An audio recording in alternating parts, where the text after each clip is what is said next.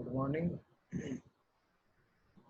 आज हम बात करेंगे मानव भूगोल के मूल सिद्धांतों की। इससे पहले के टॉपिक में अपन ने मानव भूगोल के सिद्धांतों में बात की थी क्रियाशीलता का सिद्धांत, परिवर्तनशीलता का सिद्धांत। क्योंकि मानव भूगोल में मानव का अध्ययन तीन सिद्धांतों पर निर्भर करता है। मानव की क्रियाओं का अध्ययन हो, मानव वातावरण के अंतर संबंधों का अध्ययन हो।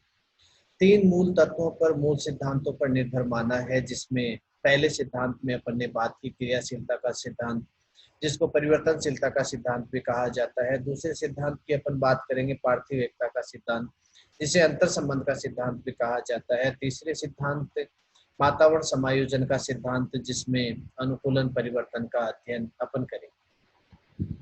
क्रियाशीलता के सिद्धांत में अपन ने बात की कि पृथ्वी का प्रत्येक जो तत्व है, चाहे वो सजीव हो, निर्जीव हो, प्राकृतिक हो, सांस्कृतिक हो, अर्थात मानवीय हो, उन सभी में गतिशीलता है, परिवर्तनशीलता है, क्रियाशीलता है। जैसे जेन ब्रूस की बहुत अच्छी परिभाषा की अपन ने बात की थी कि प्रकृति का प्रत्येक तत्व या तो घट रहा है या उसमें वृद्धि हो रही है। प्रत्येक क्रिया की उत्पत्ति होगी, विकास होगा, उसकी समाप्ति होगी।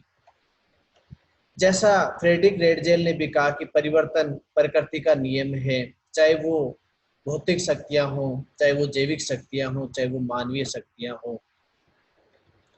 दूसरे सिद्धांत में यहाँ अपन बात करें पार्थिव एकता का सिद्धांत। और पार्थिव एकता का सिद्धांत, जिसे जीन ब्रूक्स ने अंतर संबंध का सिद्धांत भी कहा है। पार्थिव एकता के सिद्धांत की बात करें तो मूल रूप से जो बात आती है कि पृथ्वी का प्रत्येक जो तत्व है वो एक दूसरे से अंतर संबंधित है। अर्थात अपन कह सकते हैं कि प्राकृतिक तत्व हो चाहे मानवीय तत्व हो। और केवल अपन कहें कि प्राकृतिक तत्व जैसे अपन ने कहे कि जलवायु। अब जलवायु की यदि बात की जाए तो किसी भी स्थान विशेष की वायुमंडलीय जो दशाएं हैं, अपन कहें तापमान, वर्षा, आर्द्रता, पवने, वायु भार।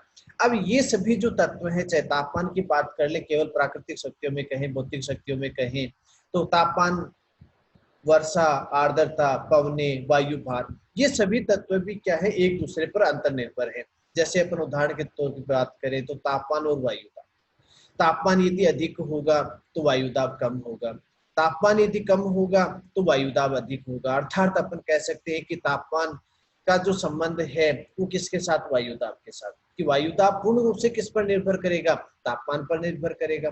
तो कहने का जो मतलब है कि पार्थिव एकता का सिद्धांत जो बात कहता है कि पृथ्वी के सभी तत्व एक दूसरे से अंतर संबंधित है। कोई भी तत्व है वो स्वतंत्र इकाई के रूप में नहीं है। अर्थात जैसा मानव भूगोल के अर्थ में भी अपन ने बात की थी कि मानव भूगोल में मानव और वातावरण के अंतर संबंधों का, कि मानव वातावरण को प्रभावित करता है और वातावरण मानव को प्रभावित करता है। तो दोनों के प्रभाव की क्रिया, अर्थात दोनों के अंतर संबंध की क्रिया है। अर्थात अपन यूं भी कह सकते हैं कि पृथ्वी का कोई भी तत्व है, चाहे वो मानवीय हो, चाहे वो प्राकृतिक हो, चाहे जड़ हो, चाहे चेतन हो, चाहे सजीव हो, चाहे निर्जीव हो, चाहे स्थूल हो, चाहे सूक्ष्म हो, सभी तत्व किसी न किसी रूप में किसी दूसरी इकाई या दूसरे तत्व पर निर्भर माने जाते हैं।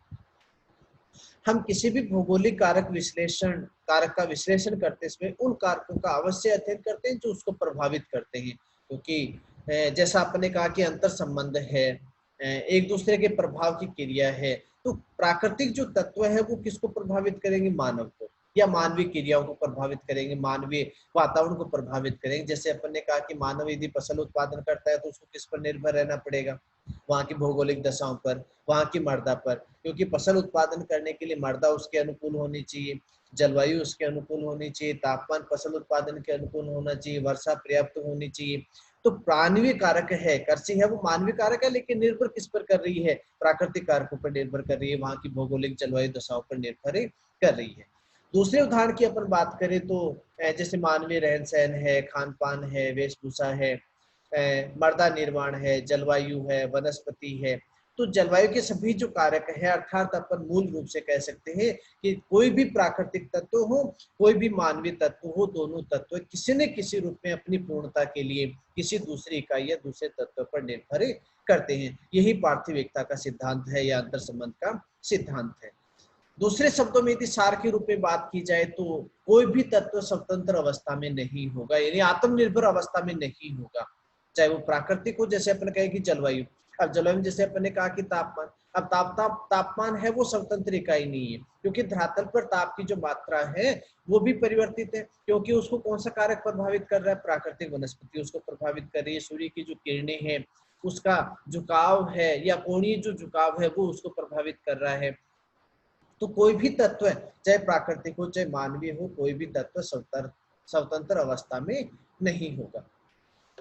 यहाँ पे बहुत अच्छी एक परिभाषा फ्रेडरिक रेटजेल ने पार्थिव एकता के सिद्धांत का समर्थन करते हुए बहुत अच्छी परिभाषा दी है कि वातावरण के सभी भौगोलिक तथ्य, चाहे वे प्राकृतिक हो मानवीय हो, जड़ हो या चेतन हो, एक दूसरे से अंतर संबंधित होते हैं।